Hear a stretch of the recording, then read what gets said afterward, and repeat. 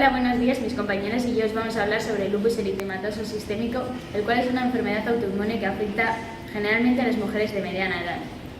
Hemos realizado una búsqueda de información sobre esta patología desconocida en la sociedad. Con este trabajo, nuestro objetivo es describir y analizar la epidemiología y evolución del lupus en España.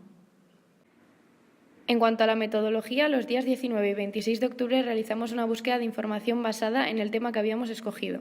Para ello, utilizamos el buscador del NCBI PubMed y encontramos un artículo al que se puede acceder con el primer link. Los términos de búsqueda fueron registro, lupus eritematoso sistémico, metodología y seleccionamos aquellos artículos centrados en la epidemiología española. Por otro lado, completamos nuestra búsqueda con 2 revistas actuales y una tesis doctoral cuyas publicaciones se hicieron en España. Además, eran accesibles vía Internet. El lupus eritematoso sistémico o LES es una enfermedad autoinmune con un amplio número de manifestaciones clínicas en las que pueden verse afectadas la piel, las articulaciones, los riñones, el cerebro y otros órganos, que van a ser afectados tanto por daño o inflamación. El LES afecta fundamentalmente a las mujeres jóvenes. De cada 10 afectados, 9 van a ser mujeres. Afecta mayoritariamente a mujeres cuya edad varía entre la adolescencia y la cuarta década de la vida. Sin embargo, también se va a dar esta enfermedad en la infancia o la tercera edad. En cuanto al diagnóstico, esta enfermedad es difícil de diagnosticar y el diagnóstico se va a basar en los síntomas que cuenta el paciente, la exploración física y la analítica. El análisis de sangre es útil para el diagnóstico, ya que es frecuente que el número de los leucocitos, linfocitos y plaquetas esté más bajo de lo normal. Prácticamente el 100% de los pacientes presenta anticuerpos antinucleares. Cuando estos no se presentan en las analíticas, se puede excluir la existencia de esta enfermedad. Hay otros anticuerpos más específicos del lupus, como los llamados anticuerpos anti-DNA, anti-SM y anticuerpos antifosfolípidos, cuya presencia permite confirmar el diagnóstico. El tratamiento del lupus eritematoso sistémico depende de los signos y síntomas del paciente. En función de los mismos, hay que evaluar los posibles riesgos y beneficios del tratamiento, que deberá estar amoldado al paciente. Los medicamentos que se usan con mayor frecuencia para controlar el lupus son medicamentos antiinflamatorios no esteroideos, también conocidos como AINES, los medicamentos antipalúdicos, ya que el tratamiento contra la malaria mejora la situación del lupus, los corticosteroides, los inmunodepresores, tratamientos biológicos y dirigidos a dianas específicas de la enfermedad. Además, evitar la exposición al sol mejora el pronóstico de los pacientes. La mejora en el tratamiento y la mayor sensibilidad diagnóstica del lupus ha permitido un aumento moderado de la incidencia y prevalencia, ya que ha aumentado la supervivencia de las personas que padecen la enfermedad. Hoy en día, más del 90% de los pacientes sobreviven 10 años después de efectuarse el diagnóstico. En comparación con los años 60, esta cifra es mucho mejor, ya que antes solo sobrevivían un 20 o 30% de los pacientes. Un objetivo terapéutico básico es limitar el daño inicial, con un inicio temprano del tratamiento, evitando así agravaciones de la enfermedad. Seguramente muchos de vosotros no sepáis que el lupus significa lobo. Esta es una enfermedad que se conoce desde hace más de 5 siglos, pero su denominación ha ido evolucionando debido al conocimiento y la profundización sobre esta enfermedad. En un principio, alrededor del siglo XV y el siglo XVI, se empleaba el término para referirse a unas heridas faciales que se extendían de forma progresiva y destructiva. Se creía que el lupus era una enfermedad rara debido a que los medios disponibles para su diagnóstico eran escasos, motivo por el cual se diagnosticaba poco y solo en los casos más graves. En el siglo XIX, el lupus eritematoso se clasificó como una enfermedad como tal y se estableció el predominio de la enfermedad en el sexo femenino para finales del siglo. Y además se describió como una enfermedad con una posible afectación sistémica y visceral. Asimismo, se han llevado a cabo estudios epidemiológicos que han conducido al reconocimiento de la amplia variabilidad clínica y pronóstica de la enfermedad. En cuanto al siglo XX, podemos decir que se descubrió la célula del lupus eritematoso, así como las proteínas marcadoras del mismo, lo que resultó en la elaboración de técnicas para su diagnóstico y su mejora en cuanto a su sensibilidad. Todo esto ha traído consigo que se diagnostiquen un número mucho mayor de casos de la enfermedad que en otro tiempo pasaban desapercibidos. Además, gran parte de las investigaciones sobre el lupus eritematoso sistémico en estos últimos años han estado catalizadas por las observaciones y experimentaciones efectuadas en el laboratorio con animales. Asimismo, se han llevado a cabo largos estudios epidemiológicos que han conducido al reconocimiento de la amplia variabilidad clínica y pronóstica de la enfermedad. Bueno, podemos decir que existen diferencias en cuanto a la evolución histórica del lupus, lo que implica que en función del país en el que se esté observando puede que haya habido una incidencia mayor, menor o estable. Las variaciones puntuales en la incidencia pueden depender además de factores ambientales, como ya sabemos. El lupus eritematoso sistémico es una de las enfermedades reumáticas sistémicas más frecuentes con una incidencia creciente en España. Su prevalencia se estima en 9 por cada 10.000 habitantes. Aunque su pronóstico ha mejorado en los últimos años, la calidad de vida del paciente es claramente inferior a la de la población general y el riesgo de muerte es de 2 a 3 veces mayor.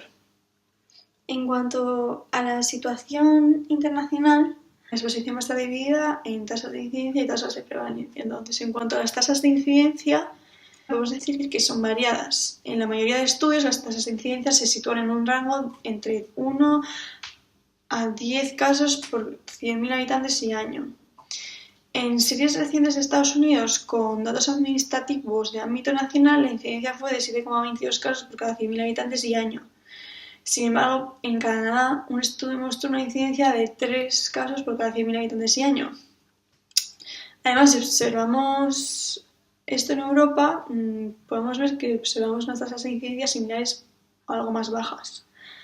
Por dar ejemplos, en Grecia tenemos una tasa de incidencia de 1,5 por cada 100.000 habitantes y viniendo a nuestro país pues encontramos, por ejemplo, en Galicia una tasa de incidencia de 3,5 por cada 100.000 habitantes. Una de las causas por las que observamos estas diferencias entre Estados Unidos y Europa podría ser la menor variabilidad racial que componen estos países, debido a que su composición étnica es predominantemente caucasiana y uniforme. Al igual que en poblaciones de Estados Unidos, en algunos países europeos, como el Reino Unido, sí que existe una mayor diversidad racial. Por lo tanto, se han comunicado tasas de incidencia variables en diversas áreas geográficas del Reino Unido, en torno a las de 3 a 4,7 casos por cada 100.000 habitantes y año. En cuanto a las tasas de prevalencia, podemos ver que hay una mayor variabilidad que en las de incidencia. En Europa y América del Norte se han comunicado tasas de prevalencia de entre 22 y más de 100 casos por cada 100.000 habitantes. Por ejemplo, las tasas de prevalencia en estudios poblacionales en Estados Unidos observamos que según qué área geográfico varía de 72 a más de 100 casos por cada 100.000 habitantes y el pico más alto lo podemos encontrar en California y en Pensilvania. En California observamos una tasa de prevalencia de 107,5 por cada 100.000 habitantes y en Pensilvania de 149,5.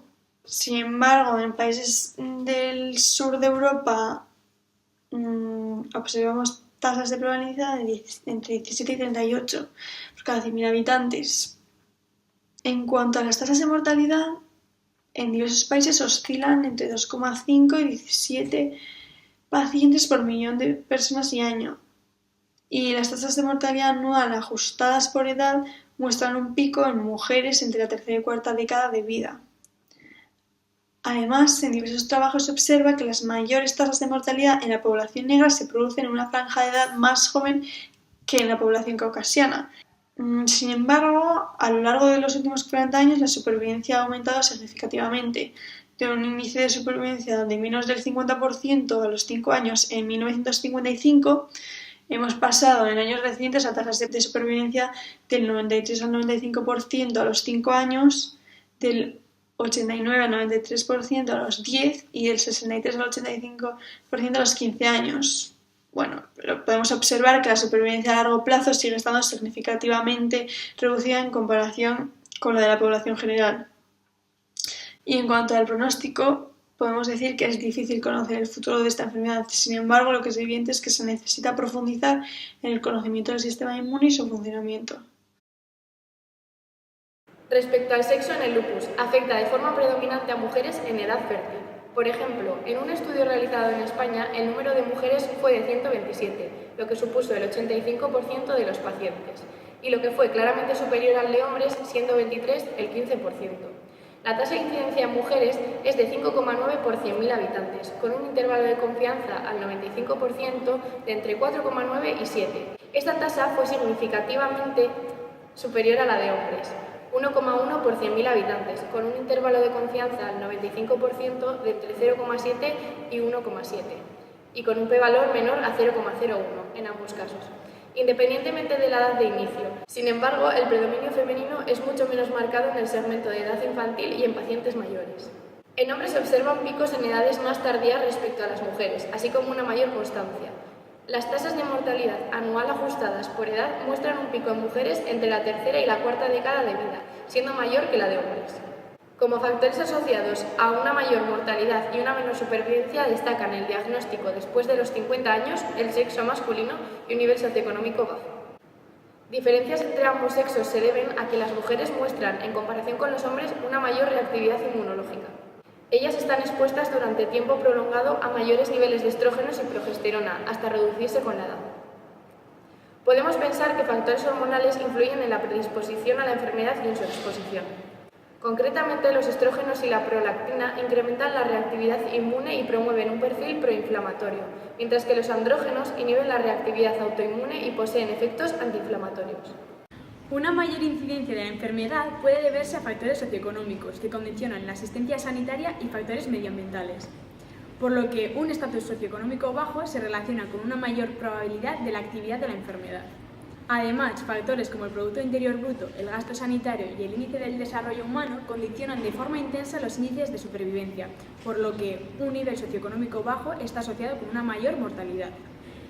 En cuanto a las etnias, se observan mayores tasas de incidencia y prevalencia en personas afroamericanas o afrocaribeñas. Los índices más elevados se encuentran en mujeres de raza negra e hispana, con tasas de incidencia y prevalencia que pueden incluso triplicar las de la población caucásica, siendo su pico en torno a los 20 años. En segundo lugar, están los pacientes de ascendencia asiática y las tasas más bajas corresponden a poblaciones caucásicas. A su vez, hay una mayor tasa de mortalidad en la raza negra y se produce en una franja de edad más baja que en la población caucásica.